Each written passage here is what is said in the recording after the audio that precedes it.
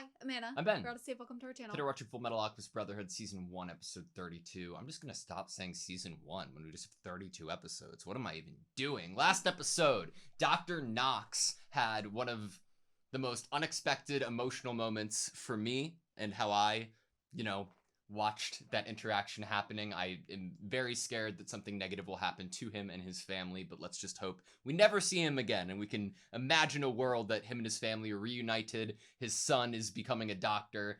We also met Madame Christmas. That was an interesting interaction, and Scar is headed to the north. What a great way to sum it up. I think maybe we exist in the same place in terms of our feelings about Dr. Knox. It was an unexpected, beautiful, emotional moment. But we're just living in a world now where we are just maybe too pessimistic, maybe too worried and on our guard, I think everything's gonna be fine. His son's gonna become a doctor, and he's gonna live, and they'll all be happy, and his house will be clean. And we're not gonna give Roy Mustang his pence back, not until the end of days when we're both alive. Ready? Forever and ever. Sweet. The person to the right of that girl kind of looks Ishvalan, but is also coincidentally wearing glasses or sunglasses, so I can't see their eye color. Eye color. Oh my god.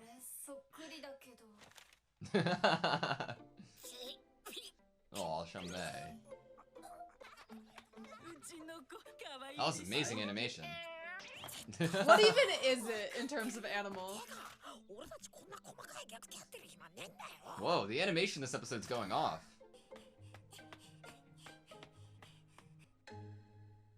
Oh. Dad, I'm gonna be a doctor like you. Does Mei Chang meet Bradley's son and they become friends?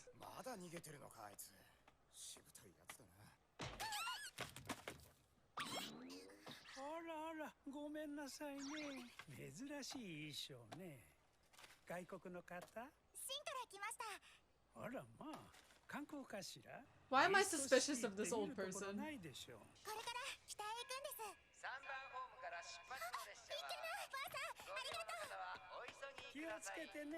That's an undercover agent.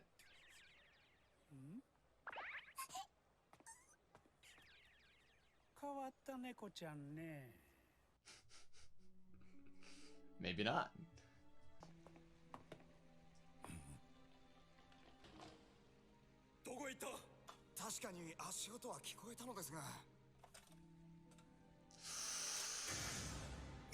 I'd be so scared.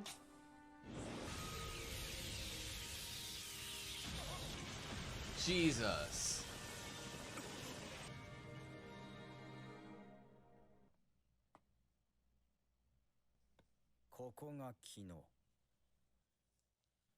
I don't like seeing him here. Seeing him with almost feeling like he has an important job. Yeah. Recognized. I don't like how smart Kimberly is, too. I bet his reasoning for wearing white clothes is to see the blood of his enemies on him. It's like we had the scenario of like secretly there were villains infiltrated the military, and now we're like just doing it out in the open.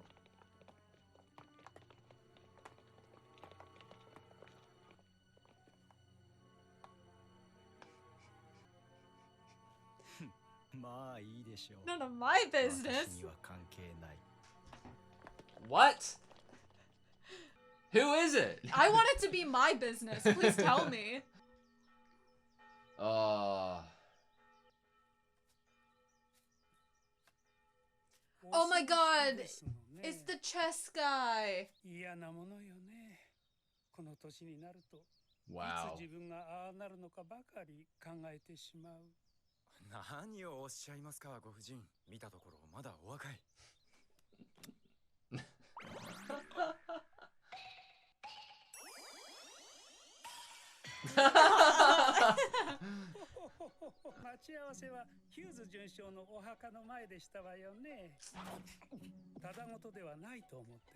And he came prepared. Honestly, I love it. さすが変人と名高いグラマン閣下。変人？ We're still keeping the voice up? Okay.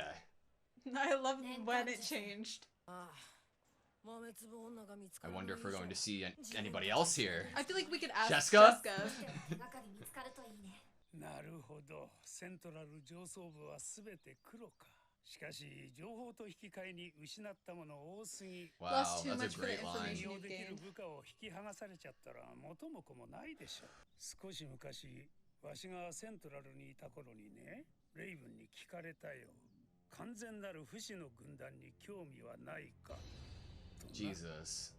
不死の軍団。不死などくだらんと一周してやった。そしたらその He 後 was. すぐ They were trying to recruit him. 東方司令部に飛ばされちゃった。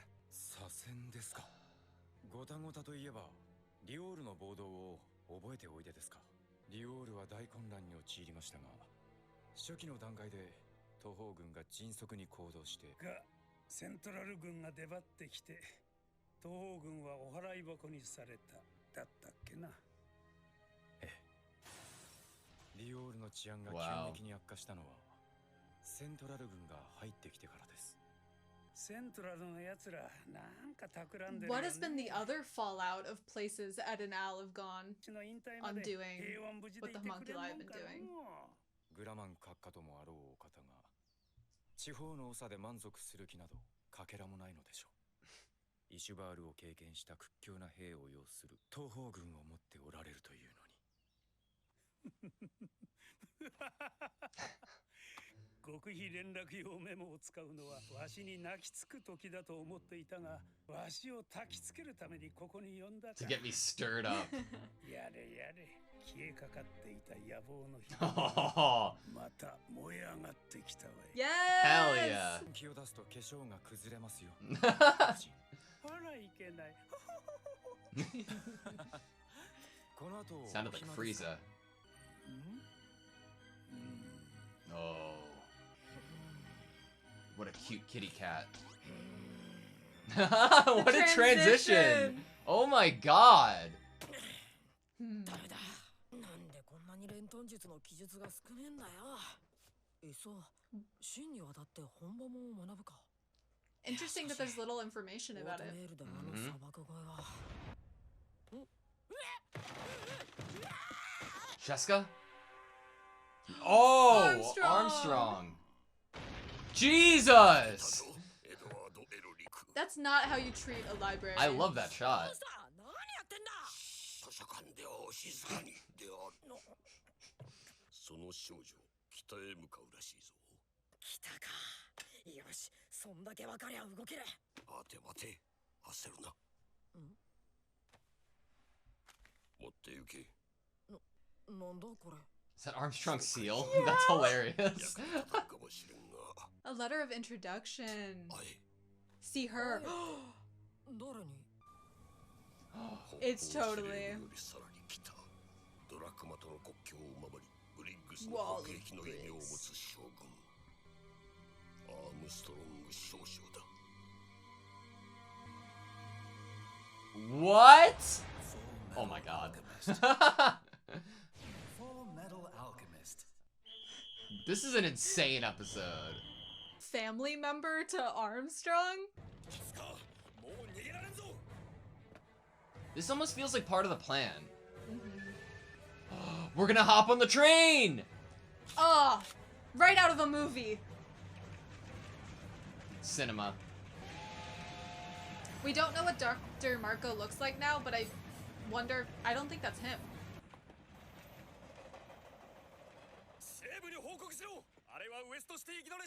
Bound for West City. They're really selling it. あのメイってこの遠隔連星術すごかったね。 Yeah. ノックス先生のところにいるときに Is that Salem? He's. Oh my god. I mean. Didn't Bradley say he was gonna tell stories to his son? Yeah. でもエルリック兄弟はこの錬金術先進国のアメストリスで国家資格を取れるほどの腕利きなんでしょ。それがなんで他国のマイナーな錬金術を調べてるんですか？ If it's so minor, why aren't there more books about it? 体を取り戻すとかホムンクルスに対抗人の命を救う技術として新たな可能性がないか研究してるのさ。 Nice thinking, Al. そら噂のエルリック兄 So 弟 pure. Princely. どこ行くって？ No. 詳しい話は歩きながら Good. 説明する。どこのガキだ？鎧さんのお兄さんってことは Are we gonna get an introduction? Is he gonna say who he is? 噂通り Oh no. 錬金術師だ。お前もう一回言ってみろ。もう一回言ってみろ。噂通り小さい Just like everyone says. セリム様から離れろ。 Holy shit. Secret Service. セリム・ブラッドレー？ No! What the fuck? Why are we here? No! I'm interested to meet Bradley's wife, too. お父さんはキング・ブラッドレー大総統は好きか？もちろんです。お父さんってどんな人かな？立派な人です。普通の人なら音を上げてしまうような激務にも耐え、毎日国民のことだけを考えて行動しています。大総統は毎日忙しそうだものね。そうなのよ。あの人まだ現役でバリバリ働くつもりなの。 They're like worried about もう him. いい年なんだから休めばいいのに。 Uh, とはできるけど、女心のわからない当変木だったわ。 this is so もう odd 失 to 礼な hear. 男で私ビンタ張ってしま Even う。 Wow. slapped him. 最初のデートがこれまた。あらいけない。のろけ話になってしまったわね。 He picked someone that would slap him. Oh my god. お父さん、まあ。おかえりなさい。珍しく時間が空いたので、お前たち。 No, he knew that they were here. すると鋼の錬金術師くんが来ていると聞いてね。どうも。お久しぶりです。中央司令部で会ったばかりじゃないか。Like a reminder. Like another threat. This is so 図書館で tense. 出会ったのか。 Don't say what they were researching. から親戚の子を養子にもらったのよ。親思いで優しい子に育ってくれた。やめてよ。 And other kids annoy him. 恥ずかしいです。本当のことだろう。おお。いえ、いつも司令部にいらっしゃる姿しか見ていないので、やっぱりほらね。イメージのギャップってやつですよ。私にも家族がいるんだよ。こんな私にもね。 Interesting statement. 君たちの家族とは少し違うが。お父さん、もう行っちゃうんですか？ああ、そろそろ公務に戻る時間だ。 He only came here to be like, don't fucking say anything to my family, don't touch ゆっくり them. していってくれたまえ。国家錬金術師くん。 State Alchemist, just reminding him that he, You're a dog. yeah, he You're my accepted dog. that title after trying to give it up. 行くぞ。 Personal assistant, eh? また遊びに来てください。 Yeah, never. またな。 That was so odd, So uncomfortable. right? 奥さんも息子さんも大総統がホムンクルスだってこと。 They just live their lives as happy child and happy wife, worrying about the husband and father. Yeah. 別の女と捕まえて練炭術の秘密引き出してやれ。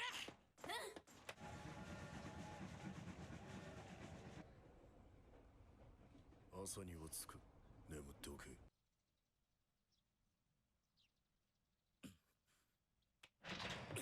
How did we pull it off? Ha! そうまんまと逃げおせましたか。この間のどこかでスカートマルコは消えた。 It's a mountain range. カーブでは速度をかなり落としますね。飛び降りることは可能ですか？できなくはないでしょうが、とても危険です。そうですか。 Kimberly looks like you're gonna have to do this completely by yourself. Kimberly looks like he's wearing 飛び降りて eyeliner. どっちへ逃げたんでしょうね。北か南か。 God, I love this song. The South is in shadow. It has to be the North.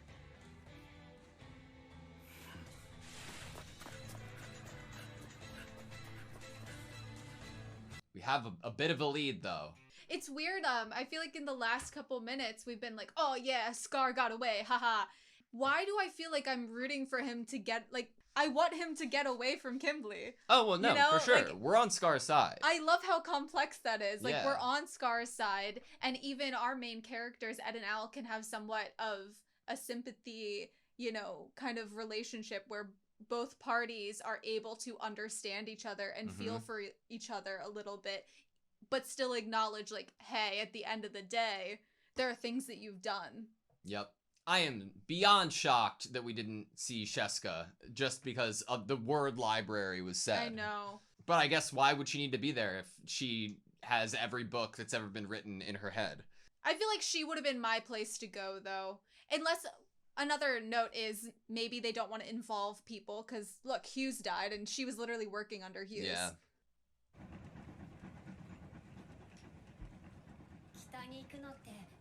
Oh, look at our jacket. I know. I kind of wish Al was in a jacket or scarf or something.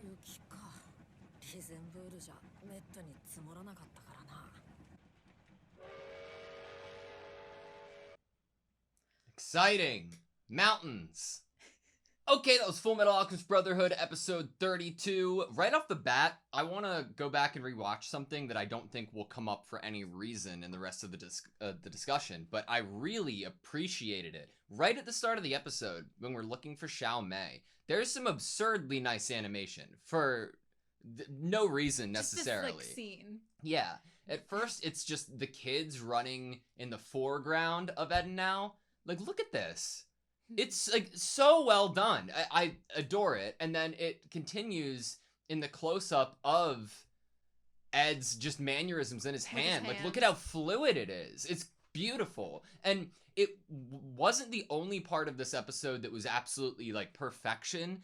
Obviously, narratively, we got a ton of stuff and we're really moving on. But it really felt like the direction, the mastering of this episode, if you will, was top-notch. There was a perfect audio transition that was seamless between General Grumman and Ed. And it was just great. It was great. It was phenomenal. Which would you say had you feeling more uncomfortable in your body? The tea party in the office with Bradley, Roy, Ed, and Al, or this little meeting with Bradley and his family and Ed and Al? Which one was more uncomfortable? Honestly, the meeting with his family, because we're not just watching a series that could be painted in a picture that this big bad, it turns out, has a family and has his own feelings and his own priorities to his family. It's a lot more complex than that. And, like, we can get into the muddy waters of talking about, you know, where Ling seems to be in his mindset and his body, and what Bradley might have been like before turning into the Bradley that we know, and if there are leftover feelings, and if there's any honesty or purity within the feelings that he has towards his wife and son. But I don't know. It's really hard to say. I feel like one of the things I came out of getting to know the family a little bit more with is I feel like we were so focused on the son and how he might feel about his son that I never really thought much about how he might feel about his wife. But she was saying that when she had first met him, she, you know, the slapping, that she was gonna put up with certain aspects of him. And she sounds like, from how she was depicting herself, like the type that's just not gonna, like, roll over. You know, that she had opinions, that she spoke to him about her opinions, she was communicative, she was fiery, she wasn't gonna back down even though he was, you know, maybe bigger than her, stronger than her, had a military position. And after that is when they started dating. That he would pick someone that wasn't necessarily a doormat actually surprises me. Because if you're trying to infiltrate, have this life that looks beautiful, normal, picturesque, and you don't really care about the person that you pick to be your wife in this scenario, I feel like you would pick someone that you would view as subservient, maybe isn't gonna ruffle any feathers, isn't gonna talk back to you. Right. But it sounds like he picked someone that would feel a little more like an equal in the household. When you're imagining a character like Bradley playing a character at home, that in of itself could be easy to imagine. But then when his wife's, one of the first things she says is pointing out that he wasn't good with women too. He's coming across from her vision so honest, and that is so compelling. I like it, and you can imagine a situation maybe in another series that down the line Selim figures out what Bradley's doing. Selim is told that Fullmetal will be sacrificed and is like, but he's my idol. Why would you do that, Dad? Like, but I don't necessarily see that happening here. Like, there's an added layer to it that kind of like throws me off kilter. One of the layers is that Bradley this is his kind of him reconfirming like, hey, let's keep the innocents out of this. Let's keep the people that aren't supposed to be resources. You have family too. Let's keep the civilians out of this. Let's keep our loved ones out of this. Let's keep them out of it. But for you to want to keep your family out of it, you have to also be saying that you care about them like Ed and Al care about Winry. If you're bringing up this threat, like, I have a family too, me too, he even like doubles down on it, and you're bringing up like, if you do anything to my family, I'd do something to your family, you're basically saying, you have love and care for this childhood friend Winry, I don't want anything to happen on almost an equivalent balanced scale to my wife and child. Yeah, and he's furthering the narrative and the atmosphere of this seamless transition into what will come next, and how that's already begun. He's told Roy, he's told Ed, he's told Al, he's reminding us, not just by calling us Fullmetal, but by calling us State Alchemist, who we're property of, what we've agreed to, and what will happen if we break that agreement. But it's like, he shouldn't actually care if anything happened to his family other than, oh, like, you did a thing and I need a reason to threaten you. It's very, like, family, you know? There's so much emphasis on it on his end that is unnecessary, that it continues to create the questions for me of how much of Bradley is in there and how much is Wrath, you know? But there's nothing to go off of other than I think, at least, like, because it's a different show, it feels like it's shallow in this show to just be like, look, he has a wife and a kid, and he seems to be earnest and honest with them and care about them. That means there has to be a part of Bradley in there. And I think that possibility does exist, and I'm open to that, and that might be the case. But there's also a reality that there's something more complex going on, and there's a long con that Bradley's playing on them, or like he just, like, I don't know. He's such a fuck. I think it's maybe because you don't want to go wholeheartedly, like, jump into the idea that he has care and love for his family, because if you do, as a viewer, jump in with just like your heart on your sleeve to this idea, we could end up getting decimated emotionally with him just being like, oh, okay, you were gonna kill my kid, watch me kill my kid so that you can't hold it over me. Just, you like, know, that okay, he could do something. I wonder if Bradley has, like, everything that we've seen about him talk about Selim, even when Selim's not in the room, is so, like, not my son. My son's perfect. Because I was going to be like, well, we get the idea that he was a relative's son. I'm going to assume the relative that he's a son of is on the mother's side. And that would just be another layer removed Bradley is from him. But there is such if I had to pick between, like, Bradley and his son seem much more honest and like, okay, I believe that, than Bradley and his wife, even though that we're just shown this episode that I should just believe that too. It's so interesting. I wonder what they're gonna do with it. I don't know what they're gonna do with it, but they have the ability to hurt me a lot, which is a scary place to be.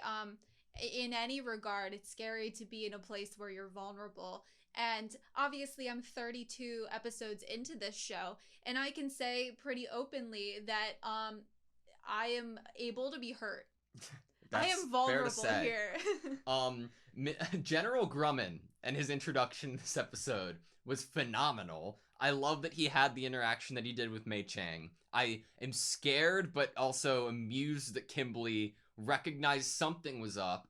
I don't know how much he felt of General Grumman's presence, and if it was him, or just a general sense of unease, and he felt like something was up with her. He was like, I'm not gonna do something about that. Yeah, because what if someone just wants to cross-dress in their own time? You know, like, why does he have to do anything about that? But also, does he know?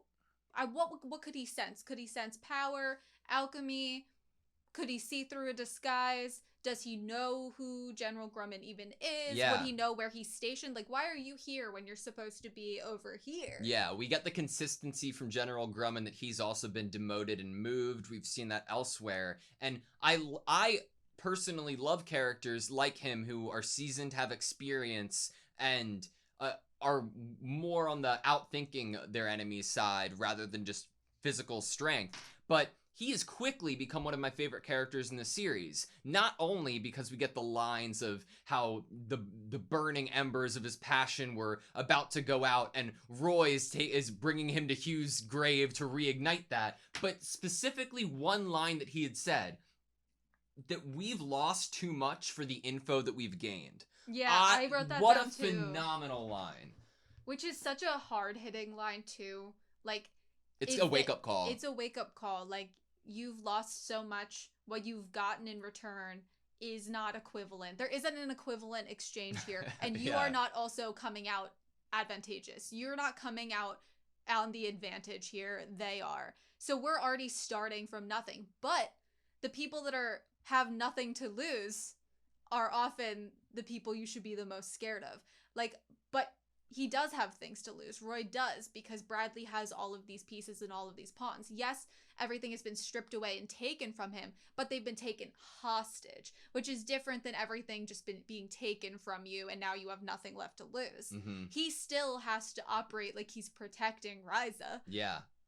We literally even get the visual reminder in this episode that Ryza is this close to Bradley. I know. Literally, like, when he was saying that, and I know that Ryza or Roy weren't in there in the whole, like, montage of family, but to think, like, okay, we have somebody right outside that could be used against us. Like, everything is in such close proximity to each other. Even if we're going to the north and we're far away, if we make too much of a noise there, like, or too much disruption, they could still hurt people that we're very far away from. Right. And we have like a letter of recommendation is what we have now.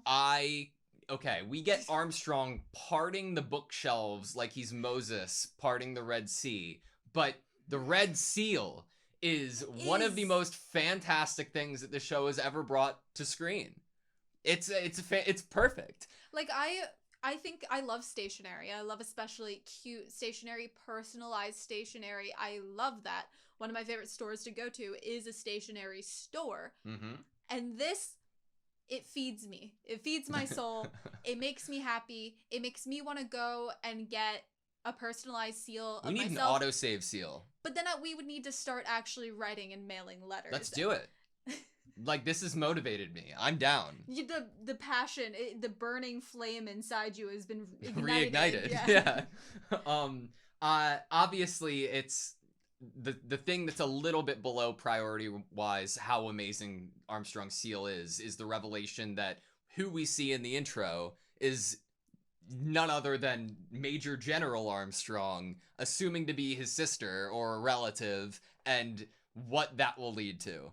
I know that, I believe when we first meet Armstrong, he has lines that almost evoke the idea that his technique in alchemy is somewhat of like a passed down sort of scenario. Like, everyone kind of does this technique, which there's always artistry in his alchemy. You know, his head will be replicated in something that he's then gonna hit you with. Mm-hmm. And I cannot wait to meet her. Like, I defends our border to drachma. I was excited to meet her before any of this revelation. Now I'm even more excited to meet her. I love that even there is implied relation just by the name Armstrong, but it seems like Armstrong doesn't have that much confidence that the letter of recommendation will even do much. Yeah. No, I would totally agree that he doesn't come with a lot of confidence. Yeah. He comes with, I feel like in his place, he's like, I feel like out of everyone, I could get you the closest, but could I actually get you there? I don't know. She could be kind of temperamental. This is why I'm excited to meet her. She seems commanding. I mean, come on. She seems incredibly commanding in terms of taking a presence, taking over the screen. Dude, that's going to be awesome. Yep. I'm excited to see what's to come with Alkahestry. I'm excited to see Ed and Al. I hope inevitably meet up with Scar and Mei Chang once again. So Scar is obviously trying to, trick the soldiers, and Kimberly is catching on to it. And I feel like Kimberly inevitably is just going to be like, screw these guys. I'm just going to go do this myself because I'll actually get the job done and I'll burn everything down on the way there. Yeah. I feel like he is probably going to be like, you guys you lost him and you didn't even think he maybe jumped off the train? Idiots, you know? There was a really cool shot actually with Kimberly, now that I'm on that topic. He was like, where did they go? The north or the south? In the shadow. But in the shot, the south was in the shadow, which totally evokes, well, not the south. Because it's distorted in the view. There's not a light shining on it, you know? I like that. One of the things that I wanted to say is that, obviously, Selim has his own feelings and opinions on Alkahestry. Like, why would you be interested in studying such a minor alchemy? It's like propaganda. In comparison to our major military power alchemy here in Amestris. Like, downplaying it, yeah.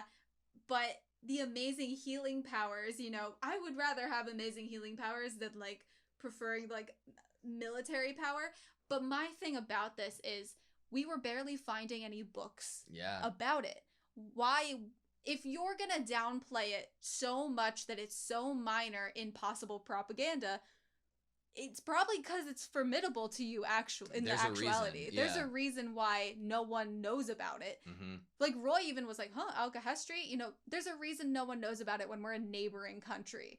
It really gives you, like, it makes you wonder how long the seeds have been sown of trying to silence the history of Alkahestry, Because you wouldn't want people to be like, oh, wait, I like how they do it better. I'd rather study this so that I could help people, when you want everyone that's talented to become your dog. Yeah. You don't want the dogs to then learn that they can help people other than being your dog.